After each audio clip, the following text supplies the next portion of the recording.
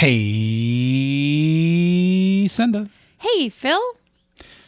I was thinking if you, I noticed that there was like a shift in kind of the tone of our last session, and I was wondering what we should do about that. I mean, I don't know. Do you like the direction that we went? Why don't we talk about it? That's what we should do. We should definitely talk about it. Cue music.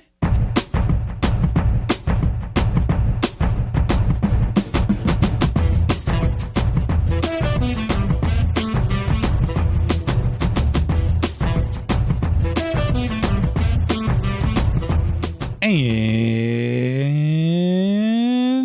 welcome to another fine episode of Panda Talking Games. I am your host, Phil. And I am your other host, Senda.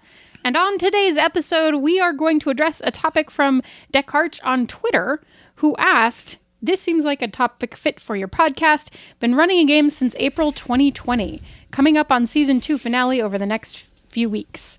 We lost 2 players, added 1, may add another. Changes in Season 2 finale will change the tone and scope of the game significantly. My thought is to do a postmortem on the game so far, trying to get the 2 players who dropped a show for that, and then a slightly abbreviated Session 0 style session. We don't have to discuss PCs since we already have them. Thoughts?" Cool. All right, so thoughts are, we're going to break this into 2 pieces. The first part is we're gonna talk about managing change in ongoing campaigns, because I think that's the bigger overarching talk. And then we'll take a look at Descartes' solution after we've kind of talked about change and ways to manage it. And then so we'll look at Descartes' solution and see how that matches up to what we said in the first part. Yeah. Make sense? Yes. Sounds good. Alrighty, so let's talk about the changing nature of campaigns. All campaigns are change, right? From the moment you have the second session on, and you have passed from one shot into campaign, something is always changing in your campaign.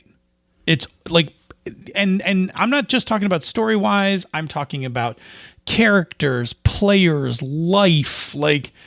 And we're gonna paint this with broad strokes, right? So we're gonna talk about everything from characters changing to things like COVID hit during like your like the middle of your ongoing campaign, yes. Right? Sorry, yep.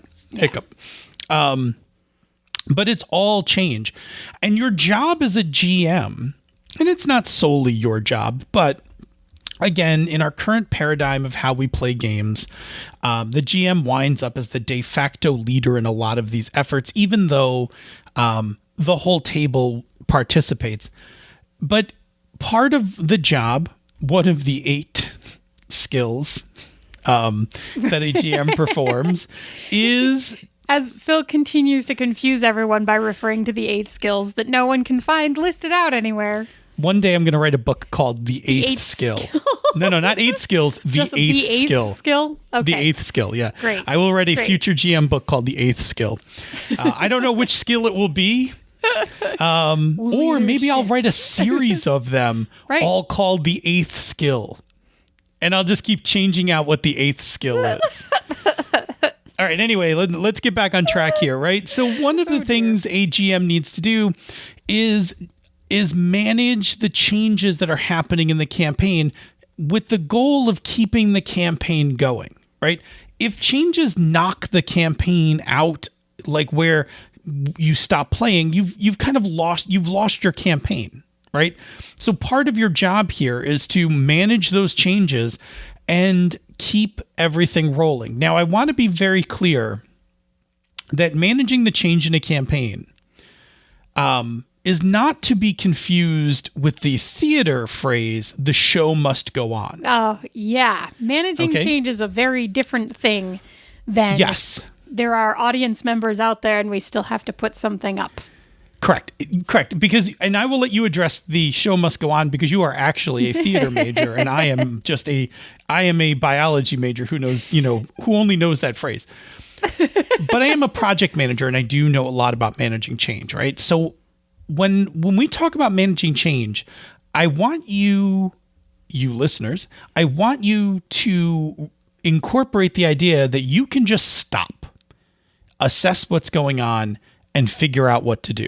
You do not have to barrel through things like a runaway train. Like, you do not have to solve problem. You do not have to change the tire while the car is rolling downhill. It is perfectly fine to stop the car, change the tire, and restart the car. You will not, your campaign is not going to die if you take a few moments to stop, think, and talk, which is what we're going to talk about later. As opposed to... Right. If you show must go on. So when you are in the middle of an actual theater production, there are two things I think that are drastically different from when we are in the middle of a campaign. One of them is that there is an audience, right? So you have an external pressure to continue that performance and to finish it out to the best of your ability, right? And especially if we talk about like commercial theater and stuff, then we're talking about capitalism has an influence here, and there is pressure because monetarily you may not be able to afford to pay all those people back for their tickets, et cetera, et cetera, et cetera. Okay, so like there's that pressure point. But the other thing that's drastically different about a stage show is that most of the time there's a script and you know where it's going, right? So there's a difference between pushing through when you know what you have to accomplish and exactly what kind of those main points are, and you can make adjustments to how you accomplish those things, versus trying to push through and repair the car while it's moving without necessarily knowing where the car is going, right? Like, if you know where the car is going, then you can like line up little quick stops along the route where you can make the adjustments as it goes, right? Like, you can set up the pit stops along the path you already know it's going to take. But if you don't know where the car is going, then you're just going to like end up driving on the rim because you don't have a tire anymore. And then like everything comes to a halt and it's a really big deal to fix later, right? Wow, you really got some mileage out of that metaphor. Mileage, key, yes. But so I think that's the really big difference. Yeah, I want to just hammer it home one more time for GMs, right? Plowing through problems is almost never the correct thing to do in a game. It's not correct for safety problems. It's not correct when sudden changes occur. And we're going to talk about that in a second. It just almost is never the correct thing to do. Yeah, and Phil and I know this from experience. And if you want to live and learn from our experience doing this, you can go back to the old episodes of She's a Super Geek. Check out, if you can listen to the whole thing, but the last episode of Royal Blood, we actually talked through this because we had a safety issue at the table and none of us knew to stop. We knew there was a problem and we were like, but there are mics and we just need to keep going, and we didn't stop. And guess what we should have done? We should have stopped. Yeah. So like, just learn from our mistakes. And when you need to stop the game, stop the game. Yeah. Cool. Perfect. Now that we have just hammered that the way. All right, cool. I'm going to talk about gradual and sudden changes, and then I'm going to have you talk about minor and profound changes. Sure. Okay. Mm-hmm. All right. So as we said, all campaigns are change, right? So there are gradual changes, and when I mean gradual, I mean like you can see them coming up. Like they're going to happen. They're going to happen gradually over time. Those kinds of things. Progression of levels in a game is a gradual change. It happens, and it absolutely changes the nature of the campaign. Players access new skills, new powers, new spells, all of those things. Right. Progress through a story arc is a gradual change. We're starting a story arc. Everything will change as we get through the story. But it's stuff that we know that's coming. We see it happening like session after session. We're building up. We're moving towards it. Then there's sudden changes, like the death of a character, a player leaving the group. I had joining, but hopefully you don't have people suddenly joining the group. Like people just showing up. Like, hopefully people joining the group is more of a gradual change, less of a sudden change. But it could be either, right? But sudden changes are things like you did not see it coming, right? Like you sat down to play and you're like, holy shit, the cleric's dead. Did not think that was going to happen today. Yeah. Oops. Right? Or like all of a sudden a player being like, hey, I just accepted a job offer. In 2 weeks, I'm moving. Yeah. Like, Yeah. holy shit, Oh, like boy. did not see that coming either. Those are sudden changes, right? They just come up on us very quickly. All right. Minor and profound changes. Yeah, so a minor change, and these are sort of inevitable parts of gaming usually as well, some of them at least, are like, I got a new ability, right? So when I leveled up, now I have an extra D6 when I roll my sneak attack. That's a minor change, right? It's a thing that's just small. It has a little bit of influence, or maybe I got an additional feat. I don't know why I'm defaulting back to my Pathfinder D&D brain on this. We do it all the time. It's just easy, right? So, I have a new thing. Or on my Powered by the Apocalypse playbook, now I have a new move, right? Picked up a new move. Cool. But some are more profound, and this is where we can say, like, a new player joining the group is going to shift the dynamic of the group, both in-game and out-of-game, right? Absolutely. Yeah. Okay. Change. So anytime we have two continuums, Yeah. we can put them on opposing axes. We're gonna and put them on a graph. We can make a little four quadrant square. Now I'm gonna have to make this to put in the show notes, aren't I? So if we plot gradual and sudden on one axis and profound and subtle on another, we get 4 quadrants, right? So the first quadrant is gradual and subtle, right? Mm-hmm. We may not even notice these changes. That is like your extra D6. Right. For your sneak attack damage. Very like, minor. It happened over time. We knew you were going to get one, over the course of a couple more levels. But also in the grand scheme of things, it doesn't really impact anything, right? Like nothing really happens from it. It's slightly exciting to me because my handful of dice got bigger, but that's probably the only real impact. Yeah, exactly. Nothing really needs to be managed for that. Yeah. Right? Little adjustments, but nothing really. Okay. Subtle and sudden are the bumps in the road. These are like the small surprises in games that just keep GMs on their toes. Like it doesn't derail the session, but it's like a little like, woo, like I better throttle something back or, time for the monsters to retreat kind of. I expected this person that they randomly spoke to in the middle of the village that I just made up on the spot. They have now decided is their new best friend and is going to be an ongoing character. Surprise! Yeah, exactly. Right. Those are like the little those are honestly the subtle and sudden bumps are honestly things that a lot of GMs enjoy. Yeah. Like I get a little thrill when my players catch me off guard and I have to kind of like, do a little mental scramble to bring things back around, right? Doesn't really need a ton. It needs a little bit of in-game management. And honestly, the GM can just fix, honestly, and against all the other advice we just said, those can be fixed on the fly. Yeah. Or maybe not fixed. Accommodated for. Accounted for, whatever. Yeah. They usually you just make a couple adjust. little. Yeah. Or this is okay. If we're in the car again, this is no more. No. It's a really good one though. Okay. We're in the car, but the car is a van. Okay. And we're driving down a very straight highway and it's been very smooth and very straight, but now the wind has actually picked up because now you're in Wyoming. So the wind is now coming out from your left at 50 miles an hour. You have to adjust the steering wheel a little bit, but it's not going to massively affect the game as long as you just make that steering adjustment. All right. Sounds good to me. Okay. Carry on. All right. So the next one, let's talk about gradual and profound, right? These are changes that are going to have to be managed, but we absolutely see them coming. Yes. Right? Like we totally know they're going to happen. We just need to do something about them. Yeah. Can I say one that happened in my group? Yeah, absolutely. Yes. One of our players' wives got pregnant. And so there is we knew it was coming. We had plenty of warning. And we knew it was going to have a big change on his ability to be present for a bit, because he was going to have a new baby. As the father of 2, I absolutely prepared my campaigns for the arrival of my children and what we were going to do. Like once the kids were born and when we would re-engage the campaign and all that stuff. Yep. Absolutely. 100%. Like, actually I've had several players. One of my players had 2 kids, over the course of the campaign, also accounted for those. Yep. Absolutely. A baby is very much a gradual yet profound change to the game. Yes. Okay.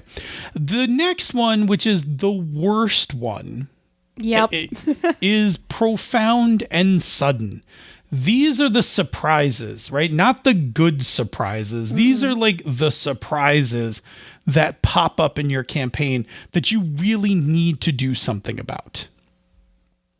Yeah, so this is like, everyone just critically failed a roll that you did not anticipate, and that one minor little encounter that you threw out, it just turned into a TPK. Now what? Yeah, or they failed to stop the doomsday device. They all went to make their rolls and they failed. Yeah. Now what? Yeah. So these are... Or... Yep, go ahead. Outside of game, right? This is where we get back to, someone, having something come up or something like that and not being able to remain, available on the nights that you're playing or whatever it is. Right? Absolutely. Someone has to drop out of the game for whatever reason. Absolutely, right? This can be this could be getting a call from a recruiter with a job that totally changes everything. This could be a sick loved one. Mm-hmm. And I'm not just talking about like one night sick thing. My kid's sick and I got to take a night off from gaming. But I'm talking about these are profound, right? Like these are going to change the person's ability to play upcoming sessions. I mean, we all kind of did this because COVID was a profound surprise change. Absolutely. I went from over the course of a couple weeks, my group was cool, let's play. Then right before lockdown, we were all kind of just edgy about the news.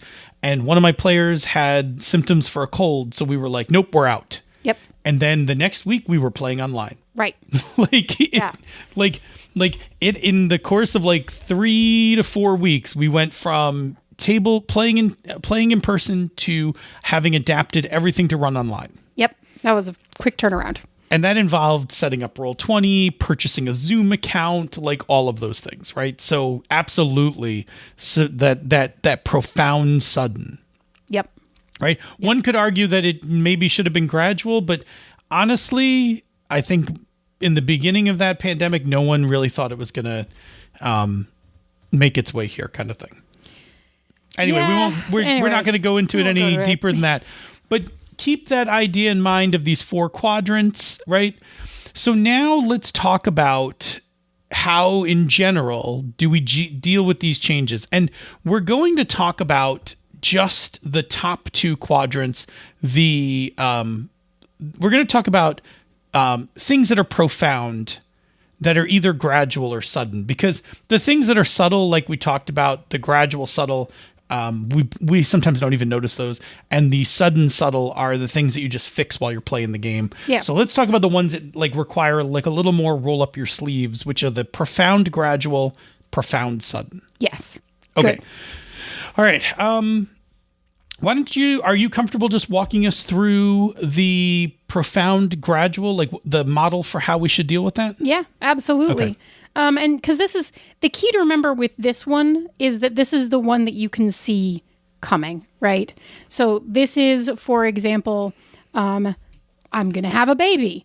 This is my school schedule changes or my work schedule changes when school starts again. Or I have a new job and I'm starting in a month. If you whatever, you can see out that far, right? This is the one where you have time to plan for this. So the first part of this is that you're going to identify the change. And that just means, what is going to change? What's with this? Is the schedule changing? Does that mean you're not going to be available on these nights? Etc. And then what are the consequences of that change? So does that mean that you won't be able to play, or can we adjust for it? Right? Mm-hmm. What can we do to either accommodate, or, is it just going to be what it is? That was a strange way to say it, but I'm going to move forward. Cool. And then from there, you can plan a contingency, which is basically how are you going to deal with the consequences of that change? So, if I'm having a baby and I know that I'm not going to be available for a minimum of a month.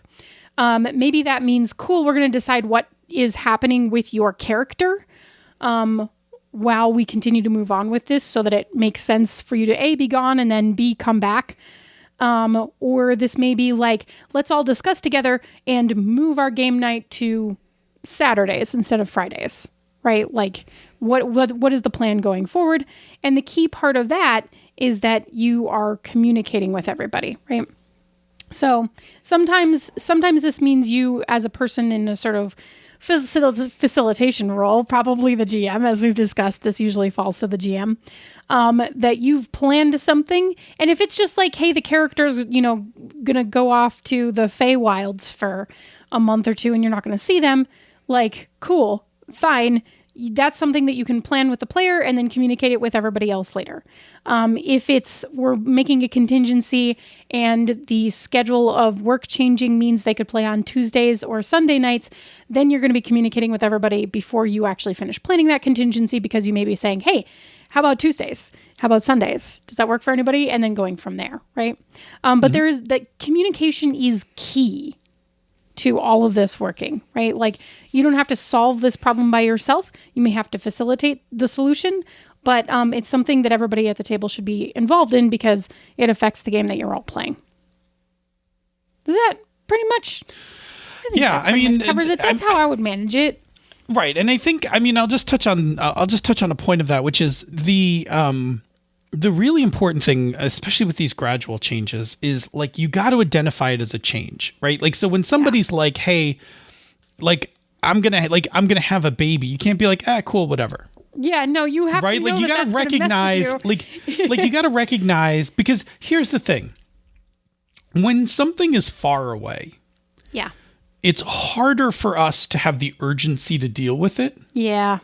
Right? So it's like, oh, well, cool. Like, you're, oh, you're pregnant. Cool. Well, we'll worry about it later. Yeah. About what to do with your character, right? So what you've basically done is you've put off dealing with your gradual change to allow it to become a sudden change. Yeah, don't... because here's the thing about babies, right? They're not scheduled. 9 months is a guideline. Yeah. Right? Yeah. It's not a rule. And let's make it even more complicated. They start the counter on the 9 months from the... Okay, this may get to be way too much, but bear with me. They start the counter on how long you've been pregnant, not from the date on which you actually conceived, because they don't consider that to be, like, findable enough, which is fair if you're having a lot of sex. They start it from the date of your last period before you knew you were pregnant. So you could be either 4 weeks or like 1 week pregnant when you find out, right? Like, if you notice it in the day that your next period just starts. Anyway, it's very complicated. The timey-wimey nonsense with having babies is very timey-wimey, mushy-gushy. As the father of a premature child, I can also assure you that the earlier you deal with this problem, the better you will be, because it can suddenly happen without you knowing or planned. So, yes. Point being is, when we say identify the change, recognize it for what it is. Like, oh, this is a change and it's coming. I should dedicate a little time now to deal with it, instead of, oh, this is a change, but it's happening sometime later. I'll let future GM take care of it. Future GM will be angry at you. Like, do future GM a favor and deal with it, like, sooner than later. Okay, cool. All right, I'm going to talk about sudden changes, the things that blow up. Yeah. Right? So first of all, the first one is the same, right? Recognize you're in the middle of a change. This is much easier with a sudden change because something just blew up, right? Something's on fire. Mm-hmm. I see fire. This must be a change, right? So that's not the important part. It's the next step, which is stop. Take a break. Calm down. There is a thing, and we're not going to get into it too deeply, called amygdala hijacking, where when you get super excited and the adrenaline's flowing, your ability to reason dries up, right? You go on instinct. It's called fight or flight for a reason, right? It's not ponder and fight, right? Like, so when something blows up like this, like a player suddenly being like, I'm out of this game. And you're like, the night before game night, and you're like, holy shit, right? Like this is where you got to resist the urge to let the show go on. Yeah. Take a break, calm, right? As my father always says, never do anything when you're too happy, too angry, or too sad, right? Take a break. Let that amygdala hijacking go away so you can start thinking about it. Next thing you got to do is just communicate, right? So as you're taking a break, you got to just communicate to everybody else in the group. Like, hey, this thing happened, right? So if it's like a player leaving, right? Like you'd have to email the group, right? Like, hey, like I just found out that, Johnny's leaving the group. I'm going to take a day to just like think about this or think of some ideas. I'll hit you guys up on email tomorrow. We can talk more about it. If it's a TPK, stop the game. Yeah, stop. Right? Game. Like, hey, you all just apparently died. Cool. Let's just stop before we make all the rest of the death saves or whatever. And let's like get some chips, cool off, step away from the table, right? Open door policy, right? Cool off. And then let's come back and figure out what happens next. Yeah. Right? And depending on what kind of game you're playing, maybe agree on how you think the coolest way out of this situation is if you don't want that to be how your game goes. Exactly. So you can just communicate to the players like, holy shit, I didn't expect you guys to get TPK'd. I have no idea what to do. So why don't we get some chips and then let's come back to the table and talk about this. And then the next step, right? The last step of this is work on next steps, right? Which is where you sit down and you say, okay, look, let's work this out together. Now, I'm just going to say my personal preferences. When I'm dealing with gradual changes, I will often, because I have time on my side, I will come up with a few ideas, right? I'll plan the contingencies myself and then come back to everybody and be like, hey, I got 2 ideas right now.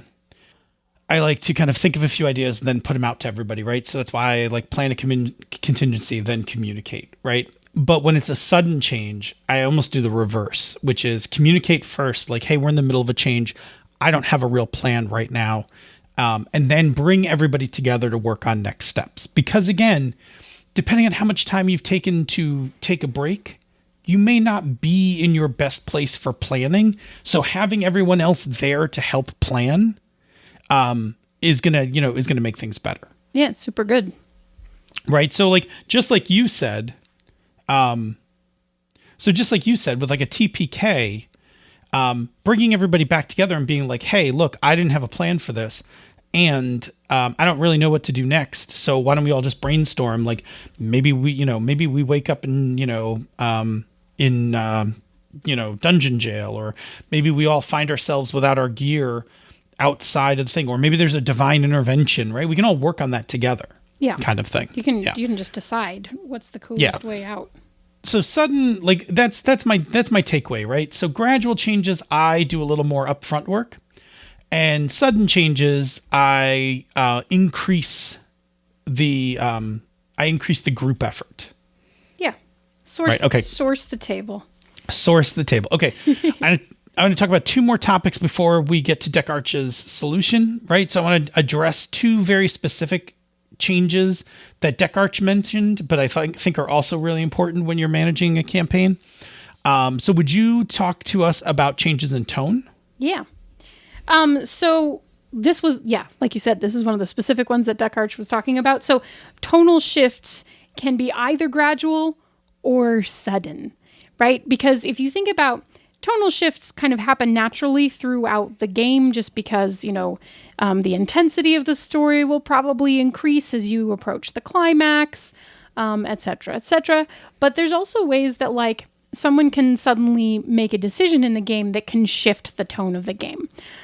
So for example, a LARP that we played a while ago with my group, was taking place in detention, and with a couple of people who were werewolves. We didn't know who they were. And one of the students was trying to cast a spell. I don't remember what it was supposed to actually accomplish, but it turned out that he needed like blood or something to make that happen. So the tone kind of shifted when he leapt out and started stabbing one of the other students. That was a sudden tonal shift in the game itself that was a little wild. It was fun. So like, it was fine. Don't get me wrong. Like, it worked out. But it was definitely a sudden tonal shift from, I think, where our expectations had originally sort of led us to think we would be playing, if that makes sense. Right? Mm-hmm. So tone shifts change your expectations of the game itself. So when we talk about that particular instance, suddenly this whole game had a lot more potential death, murder, deadliness, right? Like the danger level increased. Past and above and beyond the when these werewolves convert, they may murder us. Now to other people in the student body may also murder us. So it changes the feel and how your character may act in the game, because there are different influences now, right? And the tone has changed. If you suddenly introduce a vampire into your game that has not previously been a horror game, you are going to inevitably pick up some tropes of horror with your game, which may shift the tone of the game, which is going to change how your characters act, because they're probably going to start reacting, a little bit more along the lines of that style of story. It is best, if you're doing it intentionally, to communicate and make sure that everybody else is on board for that.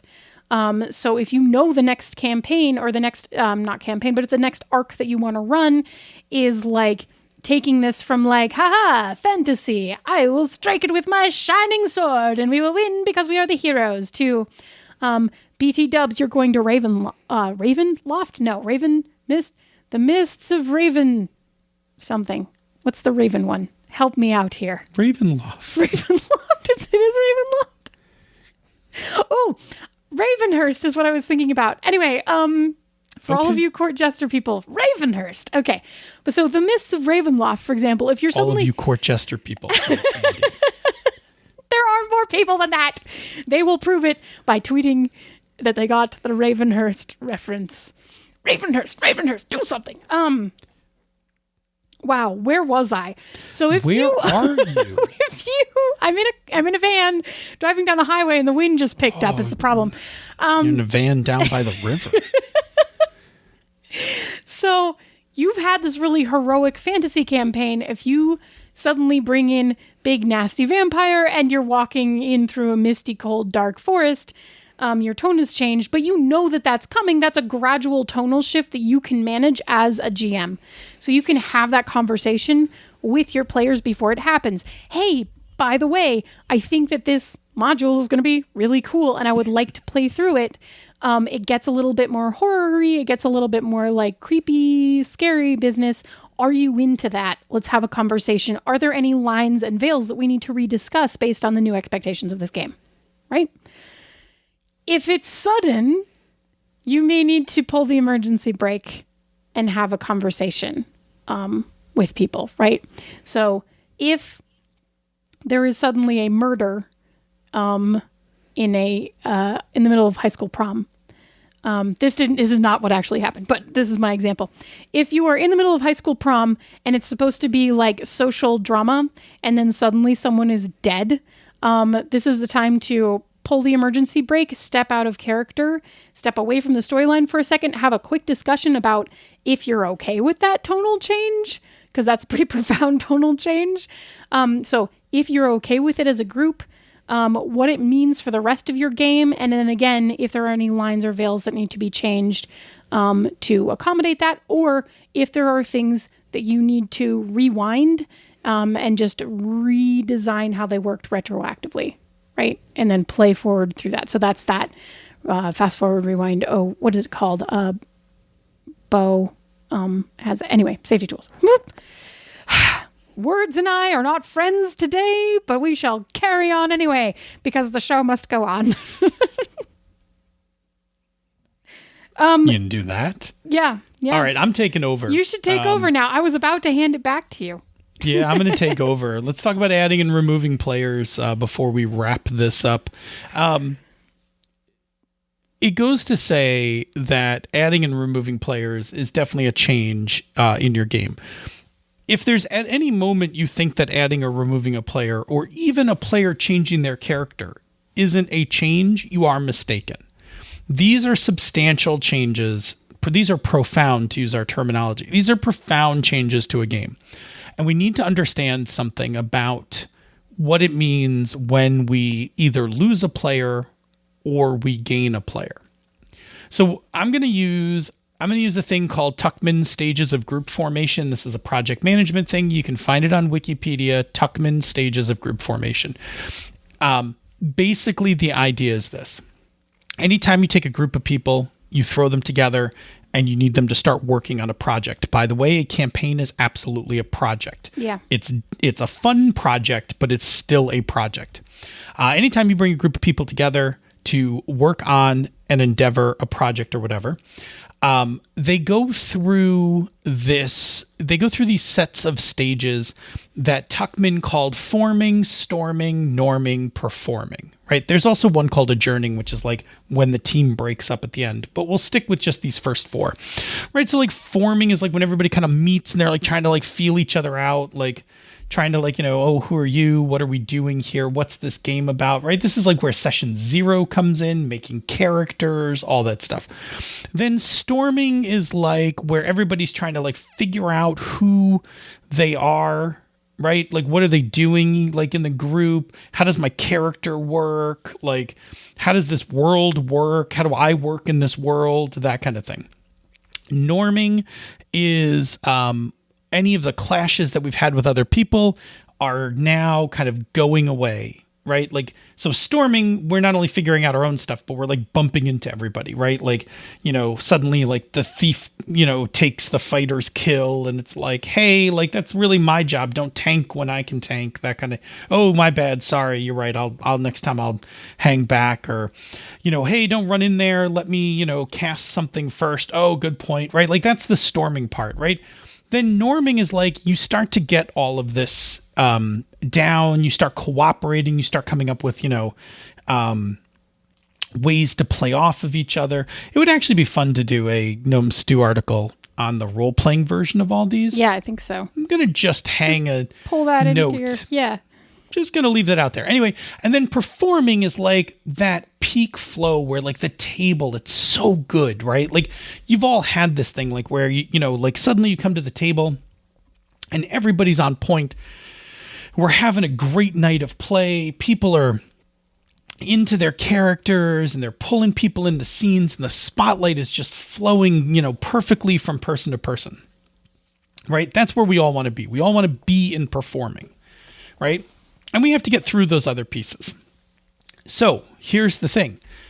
If you have a group that's at performing and you now add a person, you go back down the line to forming or storming, right? Like you go backwards because that new player now has to figure out the group and the group has to figure out the new player. We've talked about this before. This shouldn't be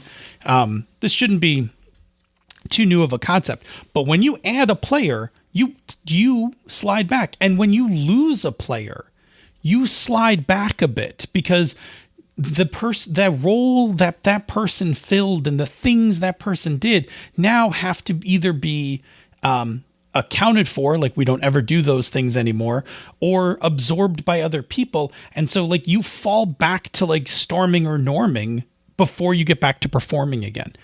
So adding, and then this is even true if you just change characters. If you're partway through a campaign and a player is like, I'm swapping out my character, right? Yeah. You're going to slide back on this. Now, let me be 100% clear. Sliding back on this thing is not a bad thing. It is just what happens, right? It is the natural outcome of changing an established dynamic. It is not bad. What is bad, and this goes back to what we were talking about earlier, is if you fail to address this as a change, right? So if you add a new player to the group and you're like, man, this session was rough. There must be something wrong with the game. No, there isn't.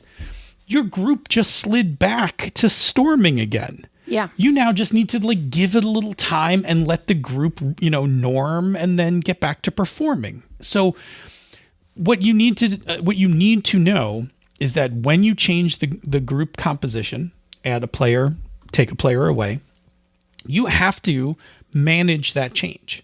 You have to have the discussions, the communication. You got to talk to the group like, hey, we're adding Senda to the group. I know we're all good friends with Senda, but obviously, we're going to need a couple sessions to kind of work out how Senda's character fits into the group. So, don't be hard on yourselves. I'm as a GM, I'm going to, just write some like slightly lighter stuff until Senda's kind of like up on her feet in terms of, where we are in the story, the game world, etc. And then once everything's running smooth, I'll really turn up the heat again. Instead of, hey, Senda's joining the group and we're just going to keep playing at the intensity that we were playing at, right? So it's important to know that this change will occur and you can manage it, right?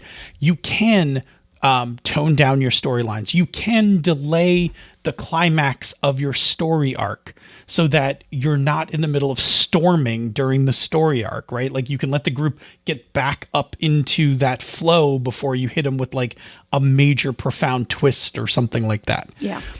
Now, how fast will that happen?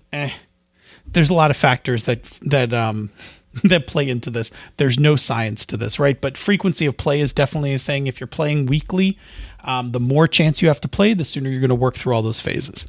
How well does everyone know the new player, right? If you're adding a total stranger, that's way different than just adding somebody that one of your friends that, that everybody knows. Yeah. Right? Because there's a certain amount of things that don't have to be figured out when you know the person, as opposed to having to know the person and the character. Yes. Mechanical mastery. Does this new player know how to play the game? Because if they don't, they're going to have to also go on that curve to learn the game.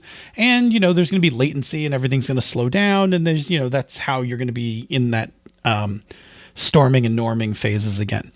Are you socializing outside the game?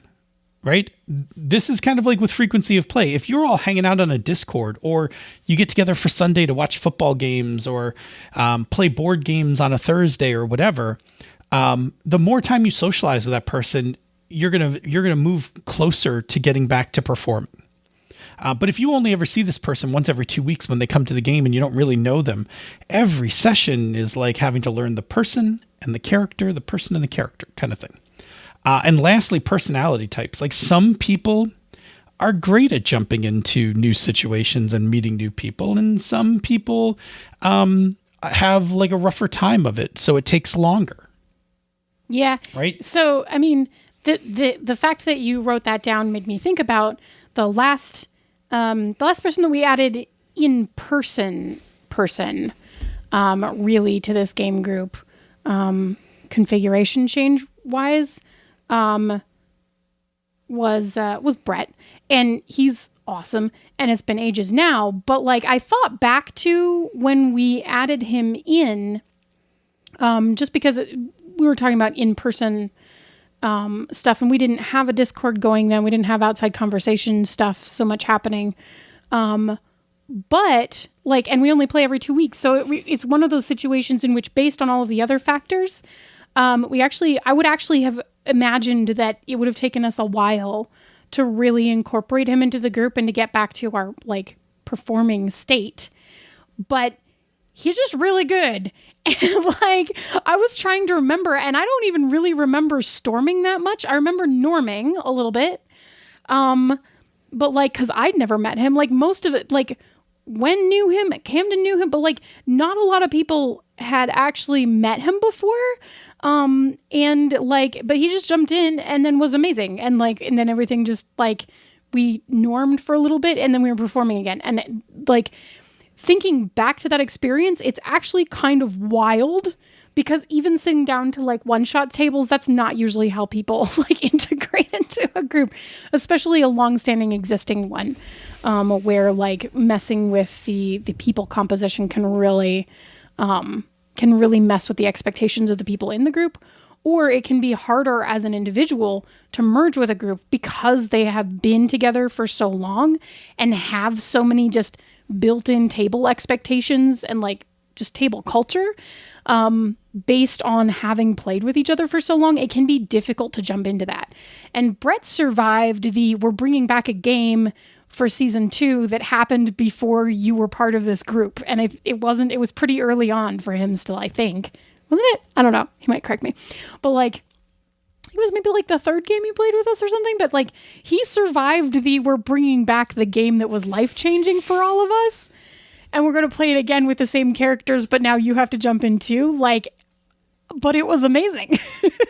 we could do a whole show on on integrating players, because for sure it's definitely a thing. Right. It totally is. Anyway, I could talk about it for But so takeaway from this is recognize that it is a change, and deal with it accordingly, like within the game, within the group, that kind of thing. So just recognize the change. All right, let's go back to Deck Arch's plan.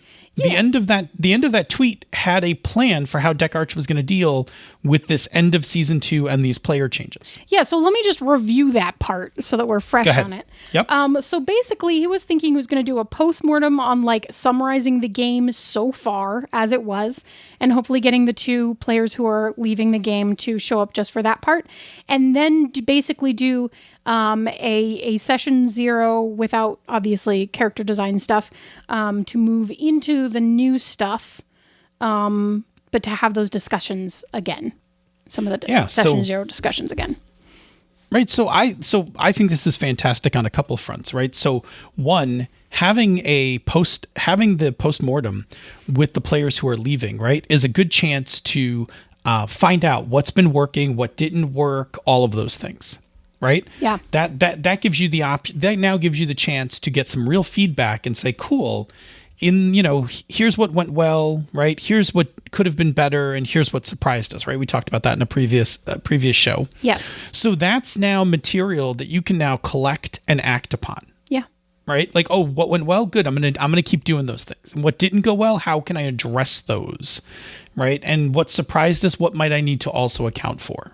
Yeah. The only thing that I would say about that is if you get the 2 people back who are leaving the game, is I do think that if there are dissenting opinions about what went well and what didn't, I would probably prioritize the opinions of the people who are continuing to play the game over the people who are leaving the game.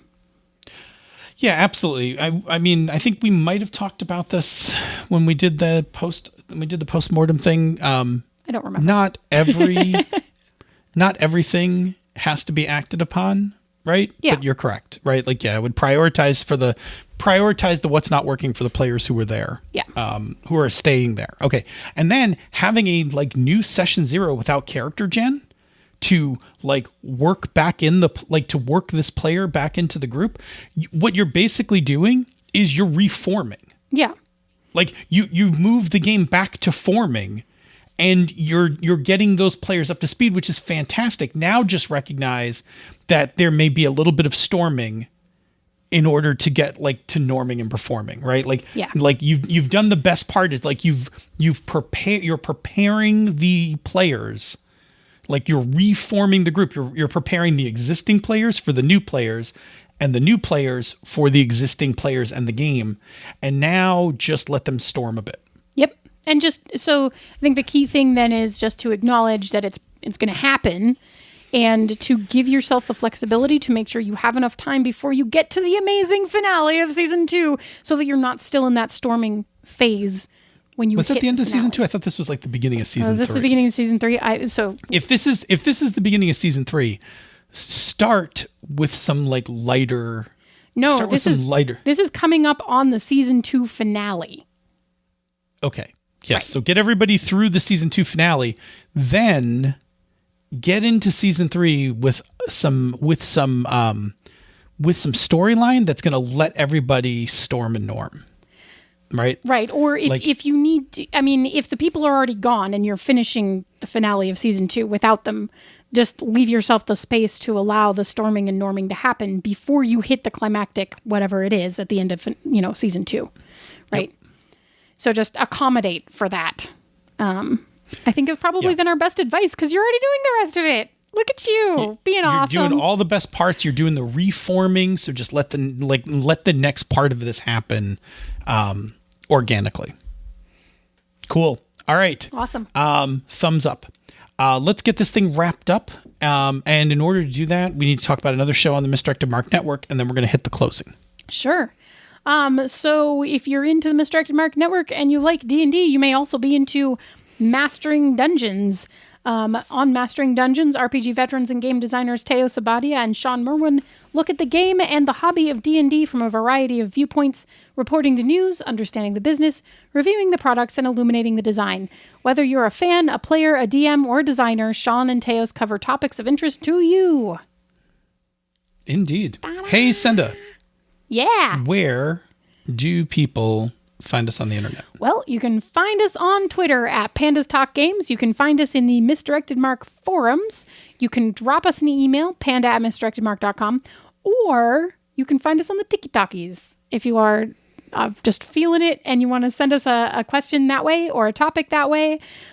Please feel free. We will use your audio. Leave us some good audio. I'll cut it in. It'll be great. Anyway, good. Phil, once they found us in one of those places, what can they do with that information? Just like TechArch did, drop us a topic, ask us a question, throw out something that you would like to hear us talk about.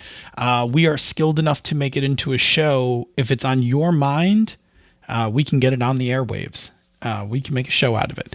So leave us some of those things, and we'll get to work on them. It's really the thing we like to do here. I say it every week, and I'll say it one more time briefly. Our job is to help you run better games. The easier it is, or the more enjoyable it is for you to run your games, the more of them you're going to run. And that keeps you in the hobby, that keeps your players in the hobby, and it also does all the good things about getting rid of stress and having something to look forward to at the end of a week, all of those things, right? So we're 100% here for that. So let us help you out by addressing those things that are on your mind. If you like what we do here elsewhere on the Misdirected Mark Network, please consider supporting our Patreon campaign. Go to patreon.com/MMP.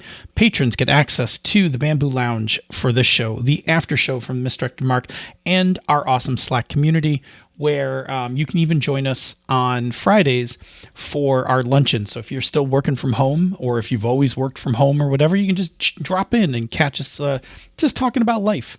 The Slack room itself talks about role-playing games, talks a lot about food. There's a lot of food talk on there. We talk about our general lives and all that stuff. Like, there's a little bit of everything going on in the Slack community. We're like 100 people strong. It's a friendly group of people who just, have gaming in common and just like talking about life. Consider supporting us. It benefits us greatly in terms of keeping the lights on and paying for things like our hosting, our bandwidth, backups, blah, blah, blah, blah, blah. It helps. It helps a lot. So we appreciate it greatly. If you are already supporting us, that is wonderful. If you can't support us, it's totally fine. There's another thing you can do that helps us out, which is, of course, get out the word.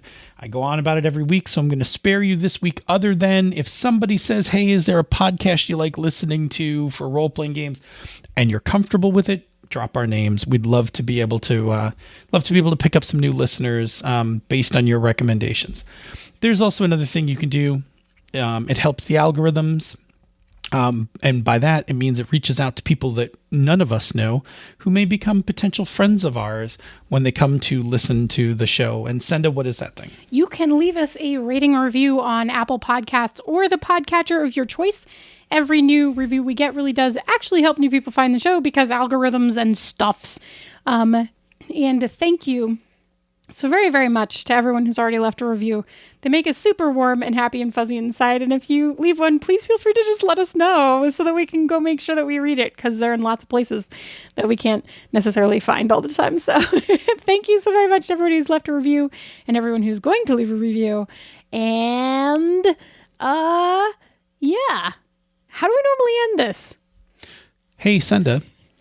I was thinking we should add somebody to our group. Show me what you got. Show me what you got. Show me what you got. Show me what you got. Show me what you got. Show me what you got. Show me what you got. Show me This show is a joint production of She's a Super Geek and Misdirected Mark Productions, the media arm of Encoded Designs. Show me what you got, eh? Show me what you got. Show me what you got, eh? Show me what you got. Show me what you got, eh? Show me what you got. Show me what you got. Bloop. Hello. Hello. Hello. Okay. Hello. We're gonna not mess around. We're gonna record fairly briskly, right? It's okay. I have a scarf on, and I put on an extra sweater under my other sweater and a blanket over my legs in the bamboo lounge. It's chilly. Okay. In the meantime, are you ready? Do you have something to mark time with? I do, but I should be on the first page of the thing, and I need to adjust my mic a little bit so I can see. Please adjust your it. hymnals to page 111. Yes, the one Panda. Is that what we're singing today? Panda in the highest. Yes. Okie dokie. Are we good? Yeah, we're good. All right. Bloop.